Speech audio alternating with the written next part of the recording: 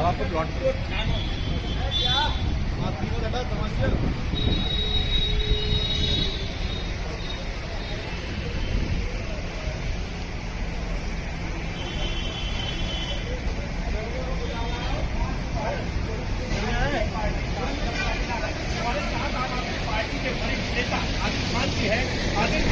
Party को राज्य party को दर्जा नहीं दिया है। जैसा मैंने कहा, आज दो किस्म की राजनीति देश के अंदर चल रही है। एक पॉजिटिव राजनीति, आपने देखा होगा दिल्ली के अंदर हम चुनाव लड़े, हमने कभी किसी को गाली नहीं दी।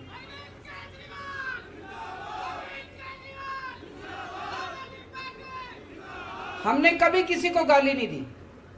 हम हमेशा, मैंने पिछले चुनाव में, दिल्ली के चुनाव में, चुनाव के पहले बोल दिया था कि भाई मैंने 5 साल में काम किए, अगर आपको मेरे काम अच्छे लगे तो मेरे को वोट देना, नहीं तो मेरे को वोट मत देना। काम के नाम पे वोट मांगे हमने। पंजाब में गए, हमने अपनी गारंटियों के नाम पे वोट मांगे।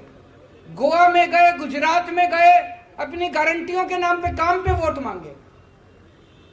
ये पॉजिटिव राजनीति है। और ये लोग जो गुंडागर्दी करते हैं, मारकाट करते हैं, लड़ाई झगड़े करते हैं, गाली गलौज करते हैं, ये नेगेटिव राजनीति है। इस देश को पहली बार हम लोगों ने एक पॉजिटिव राजनीति दी है। आज इस मंच से इस देश की जनता को आह्वान करना चाहता हूं कि भारत को नंबर 1 देश बनाने के लिए आम आदमी पार्टी के साथ जुड़िए।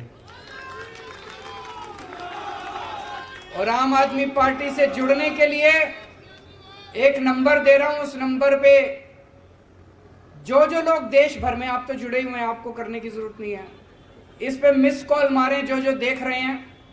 9871010101 9871010101 इस नंबर पे मिस्ड कॉल मारें आम आदमी पार्टी से जुड़ने के लिए। पहली बार देश के अंदर, पहले कहते थे चुनाव लड़ने के लिए इतना पैसा चाहिए, बेईमानी तो करनी पड़ती है। हमने दिखा दिया कि ईमानदारी से चुनाव लड़े भी जा सकते हैं और जीते भी जा सकते हैं। हमने दिखा दिया कि ईमानदारी से सरकार चलाई भी जा सकती है और सफल सरकार चलाई जा सकती है। हमने साबित कर दिया कि सफल सरकार तो ईमानदारी से ही चलाई जा सकती है, बेईमानी से सफल सरकार नहीं चलाई जा सकती। तो जैसा मैं कह रहा था, भगवान हमसे कुछ कराना चाह रहा है। हम सबका सपना है कि भारत दुनिया का नंबर 1 देश बने, मेक इंडिया नंबर 1। और हमारा देश बन सकता है नंबर 1। हमारे देश के अंदर क्षमता है, लोगों में क्षमता है। और शायद भगवान ये चाहता है कि ये भगवान की भारत को दुनिया का नंबर 1 देश तो ये आम आदमी पार्टी वाले ही बनाएंगे। ये काम हमारे हाथों से ही कराना चाहता है।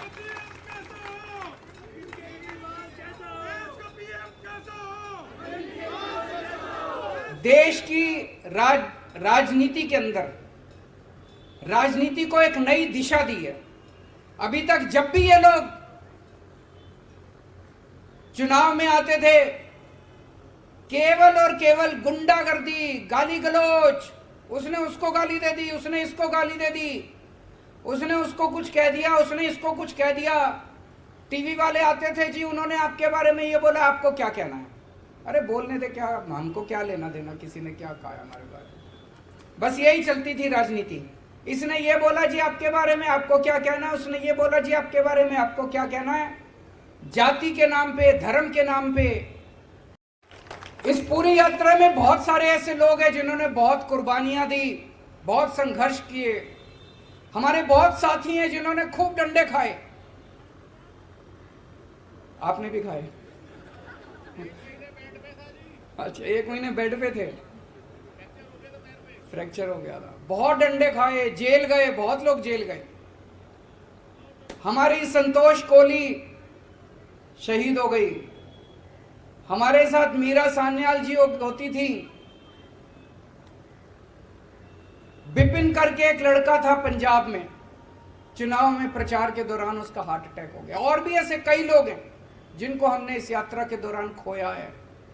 आज इस मौके पे हम उन सबको याद करते हैं और भगवान से प्रार्थना करते हैं कि उन सबको शांति दे, उनकी आत्मा को शांति दे, अपने श्री चरणों में उनको स्थान दे। बहुत सारे ऐसे लोग हैं जिन्होंने बहुत संघर्ष किया, अपने परिवार नौकरी करते थे, अच्छी अच्छी नौकरियां छोड़ के आ गए, क्योंकि उन्होंने सबने सपना देखा था कि एक दिन ऐसा आएगा जब देश के अंदर अच्छी शिक्षा मिलेगी। वो सब बड़े खुश हैं कि दिल्ली के अंदर, अब पंजाब के अंदर जिस तरह से मॉडल गवर्नेंस का बनाया जा रहा है, उनके सपने पूरे हो रहे हैं। बहुत लोगों ने संघर्ष किया है और आज टाइम है अपनी आइडियोलॉजी को याद करने का, अपनी विचारधारा को याद करने का।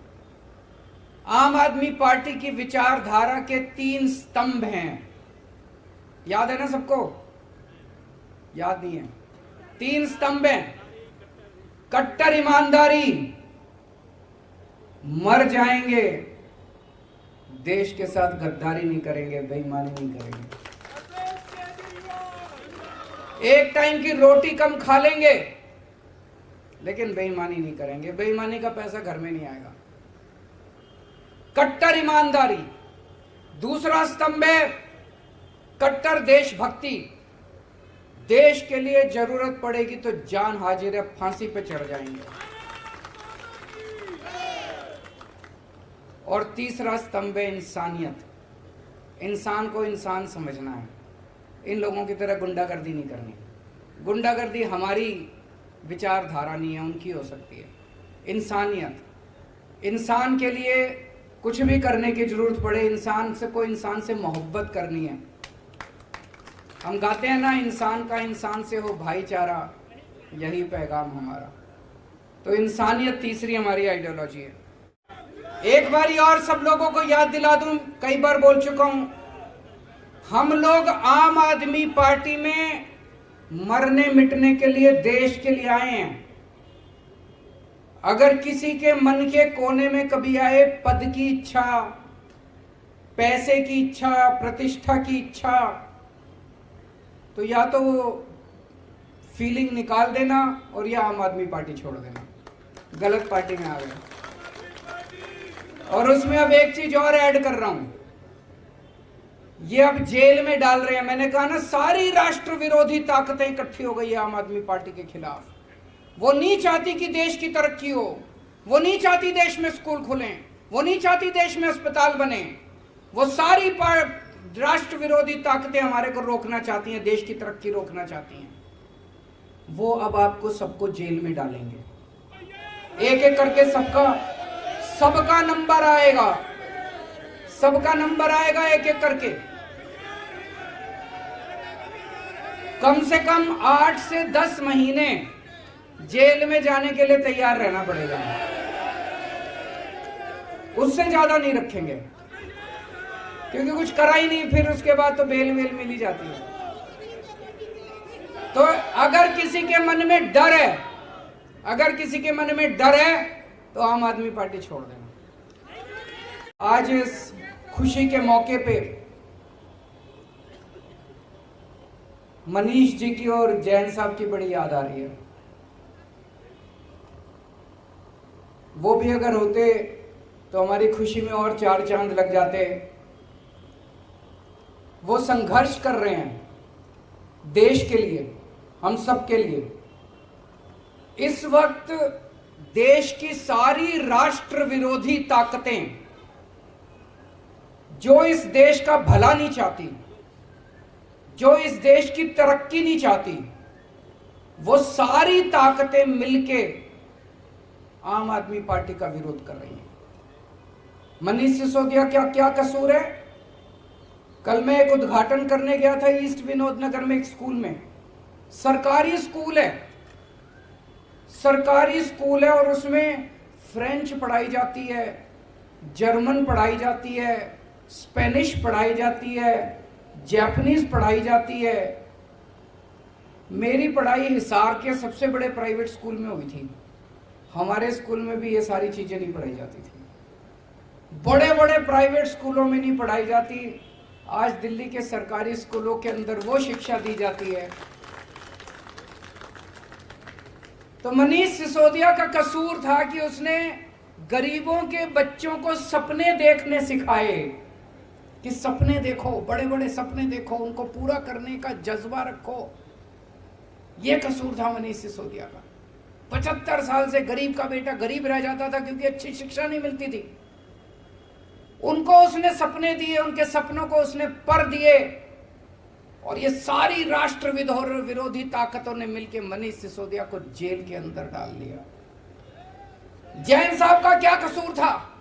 उनका कसूर था कि अगर इस देश के अंदर कोई भी पैदा हो उसको अच्छा इलाज मिलना चाहिए, चाहे गरीब हो चाहे अमीर हो। गरीब आदमी हो तो इसका मतलब यह नहीं कि वो रुलेगा, वो कॉरिडोर में पड़ा रहेगा, उसको दवाई नहीं मिलेगी, उसको इलाज नहीं होगा। अच्छा इलाज कराएंगे, सबका अच्छा इलाज कराएंगे, सरकार कराएगी इलाज अच्छा। ये कसूर था सत्येंद्र जैन का। उसने एक सपना देखा था देश के लिए। सारी राष्ट्र विरोधी ताकतों ने मिलकर उसको बेचारे को जेल के अंदर डाल दिया। लेकिन बेचारा नहीं है, वो भगत सिंह का चेला है।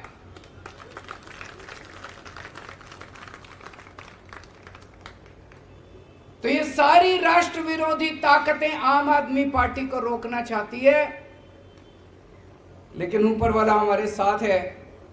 किसी की हिम्मत नहीं है। मैं हमेशा कहता हूं, no one can stop the idea whose time has come. भगवान ने वहां से, उस वक्त तो अपने पास कुछ भी नहीं होता था, ना पैसे थे ना आदमी थे। पैसे आज भी नहीं है, आदमी बहुत हैं, आज लोग बहुत हैं, लेकिन ऊपर वाला साथ है।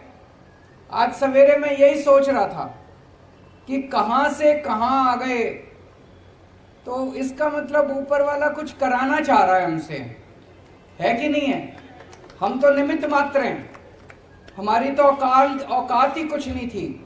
भगवान ने वहां जीरो से यहां पहुंचा दिया। इसका मतलब ऊपर वाले के दिमाग में कुछ तो चल रहा है।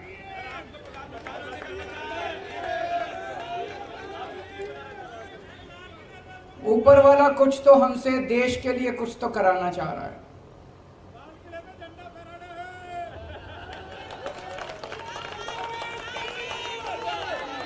गजब ही हो गया, अद्भुत, चमत्कार, अकल्पनीय। ऐसे लगता है जैसे कल का ही दिन था। 10-10.5 साल पहले 26 नवंबर 2012 को हमारी पार्टी बनी। तब तो किसी ने सोचा भी नहीं था कि एक एमएलए भी बन पाएगा। ये भी उम्मीद नहीं थी कि एक एमएलए बनेगा। और आज 10-10.5 साल के अंदर आम आदमी पार्टी देश की राष्ट्रीय पार्टी बन गई है। 1300 से ज्यादा पार्टियां हैं देश में, पूरे देश में 1300 से ज्यादा पार्टियां, और उनमें केवल 6 पार्टियां राष्ट्रीय पार्टियां हैं, और उन 6 में से केवल 3 पार्टियां हैं जिनकी एक या एक से ज्यादा राज्यों के अंदर सरकारें हैं। उन 3 में आम आदमी पार्टी आती है, बीजेपी, कांग्रेस, आम आदमी पार्टी। तो सबसे पहले मैं सभी कार्यकर्ताओं को तहे दिल से बहुत बहुत बधाई देता हूं। सभी सपोर्टर्स को, हमारे शुभचिंतकों को, हमारे वोटर्स को, और सबसे ज्यादा हमारे क्रिटिक्स को, जो हमें बताते रहते हैं समय समय पे कि हम क्या गलतियां कर रहे हैं। उन सभी लोगों को मैं तहे दिल से बहुत बहुत बधाई देता हूं, शुक्रिया अदा करता हूं। कोई सोच सकता था? बहुत सारी सरकारें बनी आजादी के बाद इस देश में, लेकिन एकमात्र सरकार है जिसने इस दर्द को महसूस किया कि एक ऑटो वाला जब अपनी बेटी को कॉलेज भेजता है तो सुबह अपनी जेब की तरफ देखता है कि बस के यात्रा के लिए हमारे जेब में 100 रुपए 50 रुपए है कि नहीं है। एक रिक्शे वाला जब अपनी बेटी को कॉलेज भेजता है तो सबसे पहले अपनी जेब देखता है, हमारी जेब में 150 रुपए है कि नहीं है। इस दर्द को किसी ने समझा तो अरविंद केजरीवाल ने समझा। माताओं, बहनों और बेटियों के लिए दिल्ली के अंदर बस की यात्रा फ्री करने का काम किया। यह काम दिल्ली के अंदर हमने करके दिखाया। बुजुर्गों के प्रति जो प्रेम, जो स्नेह अरविंद केजरीवाल जी की सरकार ने दिखाया, बुजुर्गों को तीर्थ यात्रा कराने का फैसला, निःशुल्क तीर्थ यात्रा कराने का फैसला और इतने बहुत सारे काम, मोहल्ला क्लिनिक, पानी फ्री, ये आज सरकार की उपलब्धियां हैं। और दिल्ली के काम की बदौलत पंजाब में भी आपका परचम लहरा रहा है। 92 सीटों के साथ, प्रचंड बहुमत के साथ पंजाब की जनता ने आपको जिताया। इस 10 साल के सफर में हिंदुस्तान के सुदूर राज्य गोवा में आप गए, उस गोवा में भी 6.5% वोट और 2 विधानसभा की सीट आम आदमी पार्टी के हिस्से में आती है। आप गुजरात गए, लोग कहते हैं मोदी जी का गढ़ है, अमित शाह का गढ़ है, भाजपाइयों का गढ़ है। उस गढ़ को अगर तोड़ने का काम किसी ने किया तो आपके नेता अरविंद केजरीवाल और आम आदमी पार्टी ने किया। 14% वोट गुजरात में और 5 विधानसभा की सीटें वहां पर जीत दिया। तो 10 साल के अंदर दिल्ली में 3 बार सरकार, अरविंद केजरीवाल जी की शानदार सरकार, वादे से ज्यादा काम करने वाली आम आदमी पार्टी की सरकार, पंजाब के अंदर 92 सीटों के साथ भगवंत मान जी की सरकार, जनता के हित में काम करने वाली सरकार, गुजरात में 5 विधानसभा की सीटें और 14% वोट और गोवा में 6.5% वोट और 2 विधानसभा की सीटें। और इसके बाद चुनाव आयोग ने कल आपको राष्ट्रीय पार्टी का दर्जा दे दिया। राष्ट्रीय पार्टी। सबसे पहले आप सबको हृदय की गहराइयों से बधाई देना चाहता हूं कि अरविंद केजरीवाल जी के नेतृत्व में 10 साल के अंदर आम आदमी पार्टी राष्ट्रीय पार्टी बन गई। यह आज एक सपने के सच होने के बराबर है। 10 साल पहले जब अरविंद केजरीवाल जी के नेतृत्व में आम आदमी पार्टी का गठन हुआ था तो हमने सपने में नहीं सोचा था कि 10 साल में हमें राष्ट्रीय पार्टी का दर्जा मिल जाएगा। बीजेपी के लोग, कांग्रेस के लोग, बड़ी बड़ी पार्टियों के लोग मजाक उड़ाते थे कि यह पार्टी राजनीति में आई है, ऊंट पहाड़ के नीचे आया है, अब तो इसका पता नहीं चलेगा। लेकिन कम संसाधनों के बावजूद एक एक कार्यकर्ता की मेहनत से, अरविंद केजरीवाल के कुशल नेतृत्व से आज 10 साल में यह सपना सच हुआ है। इसके लिए आप सब लोग बधाई के पात्र हैं। वो करोड़ों लोग जिन्होंने अरविंद केजरीवाल पर अपना भरोसा जताया, वो करोड़ों लोग जिन्होंने आम आदमी पार्टी की नीतियों पर अपना भरोसा जताया, वो करोड़ों लोग जिन्होंने दिल्ली के अंदर 3 बार से आम आदमी पार्टी की सरकार बनाकर जनता के हित में आजादी के बाद काम जितना वादा किया उससे ज्यादा पूरा करके दिखाया अरविंद केजरीवाल ने। यह काम दिल्ली के अंदर हमारी सरकार ने, केजरीवाल जी की सरकार ने किया। बिजली पे, पानी पे, शिक्षा पे, स्वास्थ्य पे। आजादी के बाद किसी सरकार ने सोचा था क्या? किसी सरकार ने, किसी मुख्यमंत्री ने सोचा था क्या कि गरीब के घर में रोशनी तो होनी चाहिए लेकिन उस रोशनी की कोई कीमत नहीं होनी चाहिए? अगर किसी ने सोचा तो अरविंद केजरीवाल ने सोचा। किसी मुख्यमंत्री ने सोचा कि जो नारा किसी जमाने में समाजवादी लोग, तमाम बड़े बड़े नेता लगाते थे, राष्ट्रपति हो या चपरासी की संतान, सबको शिक्षा एक समान, ये सपना अगर किसी ने सच करके दिखाया, बाबा साहब डॉक्टर भीमराव अंबेडकर जी के सपने को अगर जमीन पर किसी ने सच करके दिखाया तो उस नेता का नाम है अरविंद केजरीवाल। आज गरीब का बच्चा उसी सरकारी स्कूल में पढ़ता है जहां अमीर के बच्चे पढ़ते हैं। आज दिल्ली के सरकारी स्कूलों में स्विमिंग पूल का निर्माण, एथलीट के ग्राउंड, हॉकी के ग्राउंड, दिल्ली के सरकारी स्कूलों को अंतर्राष्ट्रीय स्तर पर ख्याति मिल रही है। अमेरिका के राष्ट्रपति की पत्नी हिंदुस्तान आती है तो कहती है हमको अरविंद केजरीवाल और मनीष सिसोदिया का स्कूल देखना है। यह दिल्ली के अंदर अरविंद केजरीवाल जी ने करके दिखा।